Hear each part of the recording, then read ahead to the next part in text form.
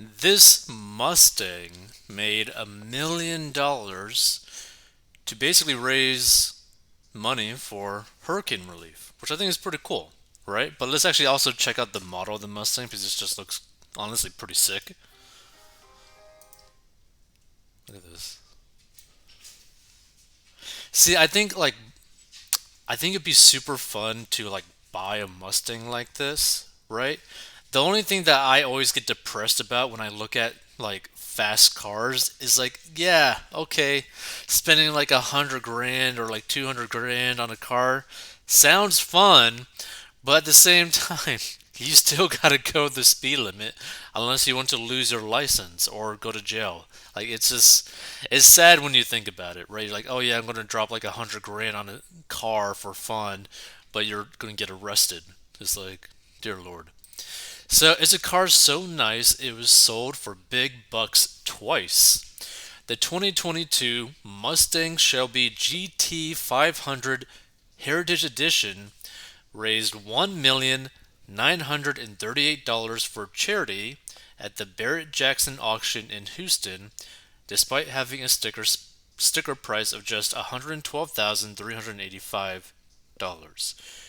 Now I gotta say, if I had basically endless funds of money, or if I was making basically, I don't know, maybe like $1 million a year or something like that, I would probably be willing to buy this car brand new from the factory because it's a cool looking car. Personally, I like Mustangs. Technically, I like all muscle cars. But yeah, this Shelby GT500 looks awesome. So the limited edition Brittany Blue Coupe was donated to the event by philanthropist George Shin, with all proceeds from the sale earmarked for Florida Disaster Fund and Samaritan's Purse organizations for efforts helping victims of Hurricane Ian. The car was first sold to collector Mike Patterson for $400,000, but he immediately donated it back to the event and it was resold for $300,000. And additional donations were then made by Shin, his friend Kathy Lee Gifford, NASCAR team owner Rick Hendrick, and others, including those that contributed $6,938 to a hat passed around that brought the total haul to over $1 million. Shin, who previously owned the Charlotte New Orleans Hornets, told Fox News Digital prior to the auction that his first-hand experience with hurricanes inspired him to make the donation. So this apparently was the exact Shelby GT 500 Heritage Edition that actually that actually raised the money. And now I'm not necessarily that big of a fan of like blue and like Mustang or whatever. I think probably like black or red would probably look the best, personally speaking. But I think it's pretty cool, right? Like this is the type of thing that if you had like endless amounts of money, you would just go and do something like this for one, the fun of it, and then two, to give back at the same time, right? Like, why not have fun and give back at the same time if you have the money to do so, right? Not to mention, this is going to be like a pretty massive tax write off as well, because this is all for charity. So that's another way to look at it, too. I've been through these storms and it is horrific, he said. I have a house in Stuart, Florida, and it was in New Orleans when Katrina hit and we had to relocate the team to Oklahoma City. I know what people are going through. Now, the Mustang wasn't the only muscle car sold for a good cause. Michelle Mozzie, wife of the late philanthropist Greg Mozzie, also sent the last 2010 Chevy Camaro SS Callaway Hendrick Edition that was built to celebrate the 25th anniversary of Hendrick Motorsports across the block to raise money for Operation Homefront, which supports military families. And you know what's honestly like sad to me, because I love the military. What's sad to me is that there's so much money that gets raised for military families, military people, and yet we still have a pretty horrendous situation of military personnel living on the streets, right? Either due to mental issues, PTSD, potentially even criminal issues because they just couldn't handle like civilian life. Maybe they just lost their job, all that kind of stuff, right? Like there's a lot of reasons. But it's always a bad feeling if you end up seeing someone who's homeless who also happens to be military, former military. Like that's like a double whammy. It's just like, oh man, that really sucks. Let's see. We are incredibly grateful to both Michelle Mozzie for her significant personal donation and our friends at Bear Jackson for the long-standing support of our important work. I guess Brigadier General John One or John I. Parade Jr., President and CEO of Operation Homefront, said at the event. They clearly share our unwavering commitment to helping out military families in their time of need, for all they have done and continue to do for all of us in our nation's time of need. So there's no comments on this, but I just thought this was like a pretty nice story because you end up basically doing something fun with your money, like spending $1 million. That sounds kind of cool. Like to be able to spend like this kind of money on like basically a toy is just a cool thing to see. It's a fun thing to see.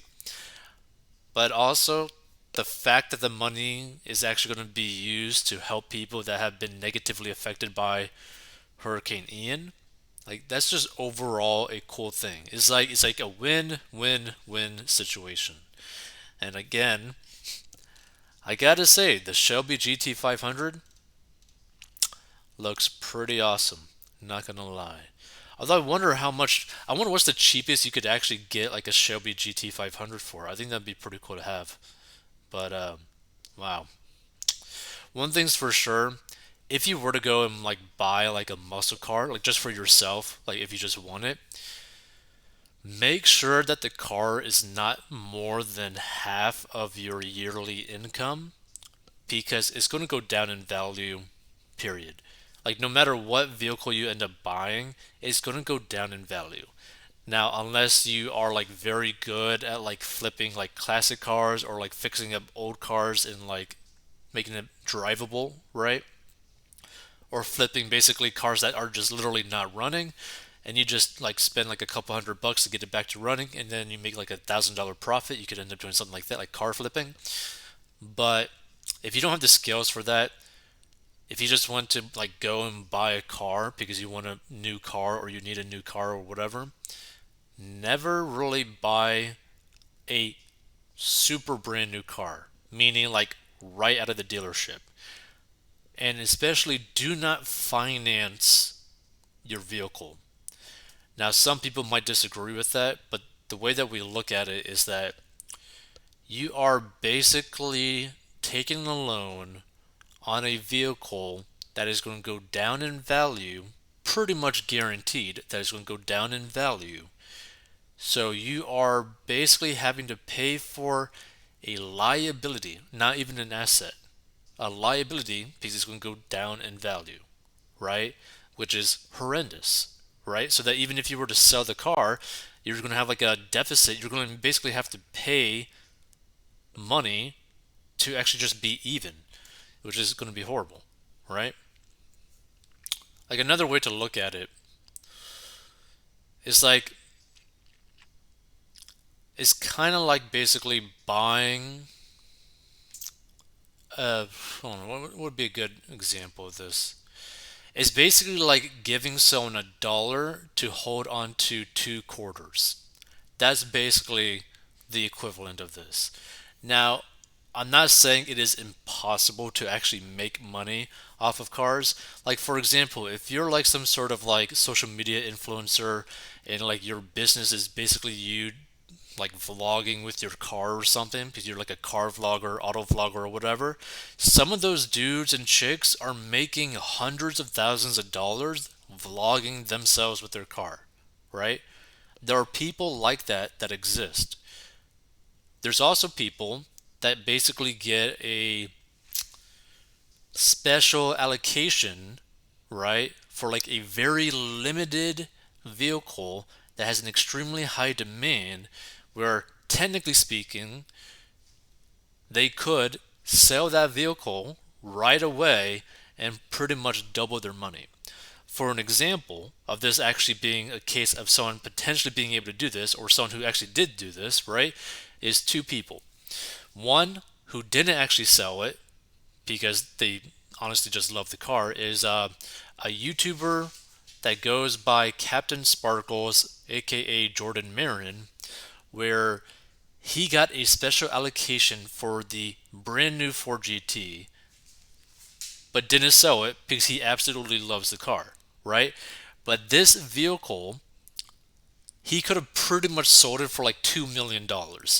Like he could have made so much profit off of that vehicle. It is disgusting, right? Now you have another person, which is John Cena, who did sell his Ford GT for a pretty hefty profit, and he also got sued.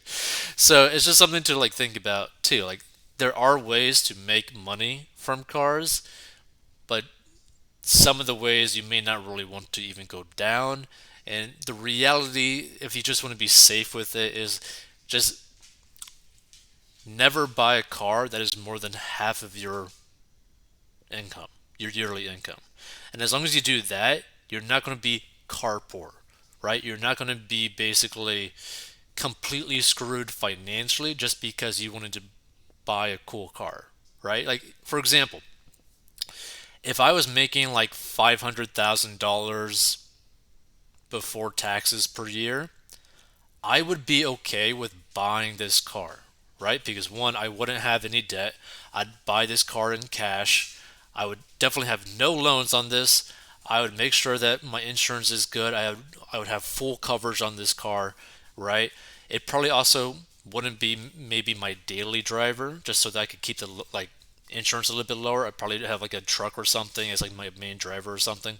But yeah, like if I was making like 500K before taxes per year, I'd buy this car. Like it'd be super fun, right? Heck, if I was making like 250 per year, I'd probably buy this car because it'd be super fun, right? But I'm debt free. I have an emergency fund. I have minimal expenses. So I wouldn't really face that many issues with buying this car, this type of car.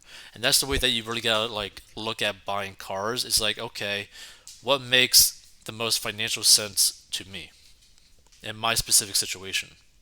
But the general rule is don't spend more than half of your yearly income.